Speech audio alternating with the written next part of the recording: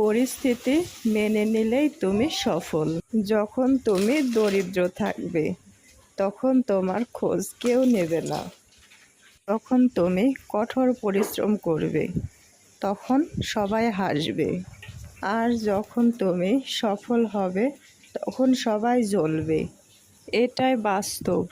তাই লোকে কি বলবে ভাবা ছেড়ে দাও ও নিজের স্বপ্নের উপর কাজ করো। হ্যালো এভরিওয়ান, আসসালামু আলাইকুম। কেমন আছেন সবাই? নাস্তাটি যদিও সকালের ছিল, সকালে তো আর ভিডিও দিতে পারি নাই, একটু ব্যস্ত। আর তাছাড়া শরীরটা একটু অসুস্থ, কণ্ঠস্বর শুনে হয়তো বা বোঝা যাচ্ছে। তাছাড়া শরীর তো সবসময় এক থাকে না, কখনো সুস্থ কখনো অসুস্থ। সবটাই আর কি আমাদের মেনে নিতে হয়, আর মেনে নিলেই সব কিছুই সুন্দর। তো আমি দেখতেছেন সকাল সকাল নাস্তাটা রেডি করতেছি। বাচ্চারা যদিও ঘুমাইছিল, ওদের স্কুল আছে।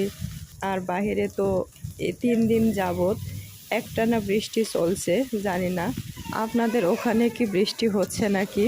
এদিক দিয়ে মেয়ের যদিও সকালের টিপ, স্কুলে যেতে পারবে নাকি জানি না, অনেক জোরে ঝমঝম করে বৃষ্টি হচ্ছে।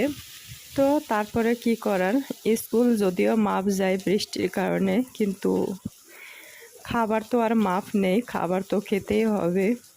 আর কথা বলতে বলতে আমার খাবারটি বানানো প্রায় শেষের মধ্যে। আর নুডলসটা আমি কয়েক পদের জিনিস দিয়ে কিন্তু বানিয়েছি।